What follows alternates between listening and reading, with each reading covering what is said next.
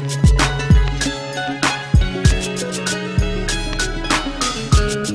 to be here. Thanks for having me. Najee, thanks for having me. And Jared, thanks for giving me my first interview on WPFW a while back. I spent about 15 years working on this project. Started this project in December of 1994 when I was writing a political novel using a character based on the Shakurs. Based on a Black Panther, and the Shakurs were the leading Black Panthers. And I saw that Tupac was shot in a recording studio lobby. And the Washington Post had another strange twist. The same cops that arrived at that scene were the first to arrive at his sexual assault scene a year earlier. And so I called up his lawyer, Michael Treef Warren, an excellent human rights lawyer in New York, and that was Tupac's trial lawyer, and I said, do you think the FBI is targeting him, or the cops and FBI are targeting him like they targeted his Black Panther parents? And he said, yes, and no one's writing about it. So I ended up publishing a local article on it, and an article in a local magazine, and then finally in 1999, a national magazine finally published this article, and when I did that, people close to him asked me to turn it into a book. So I spent off and on that much time researching all the information you're going to see here. That included hundreds of interviews with people close to him, like his business manager, Watani Tayahimba, you'll see in a few minutes. Again, his trial lawyer, Michael Warren, people of that nature. I did a Freedom of Information Act request, and they told me, incidentally, they weren't supposed to, but they told me there was over 4,000 pages in Tupac's FBI file, and paid for those pages, but they only sent me 99 of them they said for national security reasons. Okay, just for the sake of legitimacy, Fred Hampton Jr. contributed an afterword to the book. Pam Africa, head of the Free Mumia campaign, contributed a foreword to the book, which Mumia contributed a few words to, and then also an essay at the end of her foreword.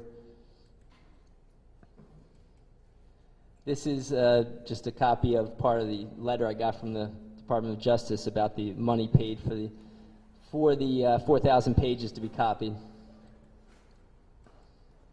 This is Watani Tayahimba, Tupac's longtime business manager, who was a former Los Angeles-based Black Panther, and then was a co-founding leader of the New African Peoples Organization, and he was a longtime family friend and mentor of Afeni and Tupac Shakur. This is Fred Hampton Jr., and again, I'm sorry, it looks like I'm having problems with these things. I'm having problems with technology, and these are going out of order, but I'm going to just talk about them anyway, each slide. This is Fred Hampton Jr.'s group, the Prisoners of Conscience Committee. They attacked Tupac partly because he was the son of a black leader. Afeni Shakur was a one-time head of the Harlem Black Panthers. Fred Hampton, you may know, was head of the Chicago Black Panthers.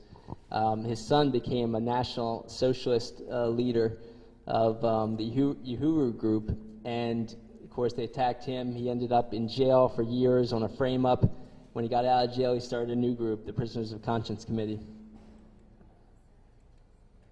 I'm going to have to try to fast forward a little because things are out of order.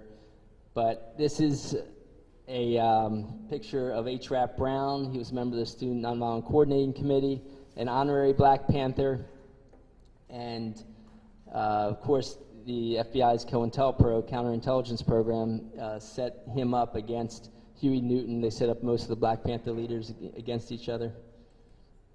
And this is a book by Huey Newton called War Against the Panthers, which documents a lot of the tactics the FBI used against the Panthers.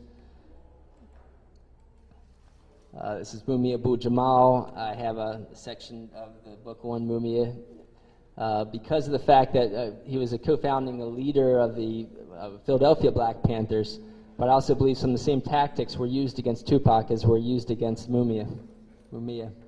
Sorry. This is Michael Treef Warren, Tupac's trial lawyer, who's a longtime Black Liberation Movement figure also. This is Afeni in the younger days when she had headed the Harlem Black Panthers when Lumumba, her husband, was in jail and she was out on bail. But she was one of the Panther 21, of course, the leading Black Panthers. And sorry, these got out of order. I'm just going to review them anyway. I'll just say there was, after Tupac died, there were a few relatively good articles that covered some of the police tactics and the police foul play. One of them was by an editor at the New Yorker named Connie Bruck. She pointed out that at the sexual assault trial, you might remember, in New York, she pointed out that there was the prosecutors treated Tupac much differently than the person that set up that whole situation, which was a guy named Haitian Jacques Agnant. You may have heard of Tupac's song where he talks about Haitian Jack knew he was working for the feds, he said, meaning the FBI. Michael Warren said that he finally got this Jacques Agnant's rap sheet and a huge list of charges, all dismissed up and down the East Coast. And he said that's a sure sign of a police intelligence agent. And so she's pointing out the unusual aspect of them treating Jacques Agnant differently than Tupac.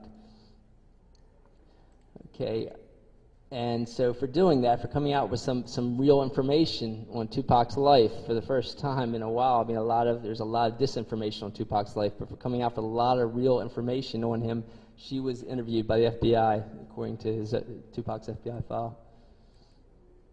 Okay, this is Tupac at the scene where I had first, heard about him being, what I felt was him being targeted. This was right after he was shot 4 times in a New York recording studio lobby. I've got an affidavit in here, and I don't know if I'm going to be able to bring it up, but it's in my DVD based on the book, that says he was shot 4 times, 2 bullets went through the back of his skull and out the front of his skull, okay? And he didn't die. It was a miracle that he didn't die. But this was obviously an assassination attempt, okay? And I'll tell you a little more about his life to say why assassination. I use the word assassination. But they were trying to kill him. This wasn't a random mugging like all the press said.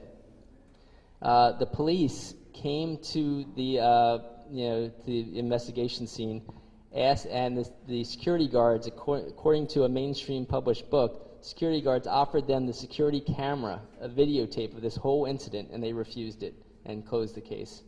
Okay, so the police, knew what was going on with that. This is Lumumba Shakur, a founding member of the Harlem Black Panthers and Afeni's first husband. Now, in my book is subtitled U.S. Intelligence's Murderous Targeting of Tupac, MLK, Malcolm, Panthers, Hendrix Marley rappers, and linked ethnic leftists. I'd like to say, we shouldn't separate these incidents. They're all under the umbrella of U.S. intelligence targeting for radical activism, good activism, I should say, good radical activism to help the general population. So I have a chapter, and this man, William Pepper, was a friend of Martin Luther King's before he died. He was a journalist then. He became a lawyer after that. He ended up doing about a 20-some-year investigation and came out with many of the tactics that were used by U.S. intelligence to assassinate Martin Luther King. He also represented the Martin Luther King family in a historic trial in 1999, which most of you probably never heard of because it was so buried by mainstream media. If they did cover it, they distorted it in a huge way. The King family won a trial saying that against one of the co-conspirators with the government in the assassination of Martin Luther King.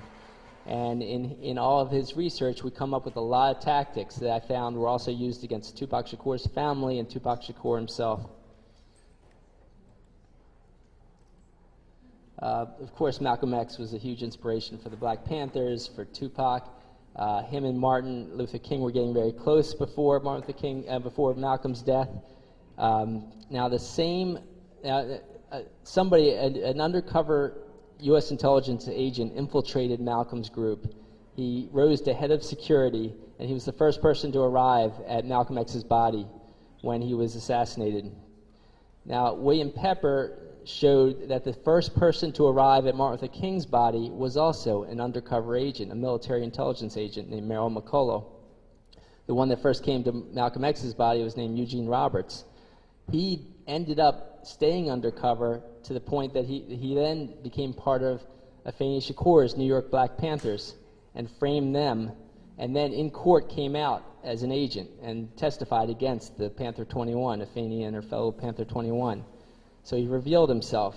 Merrill McCullough never revealed himself, but right after Martin Luther King's assassination, where they have a picture of him at his body, the first person at his body to check on life signs to make sure the assassination worked, he got promoted to the CIA after that incident, after the assassination of Martin Luther King. I'm sorry.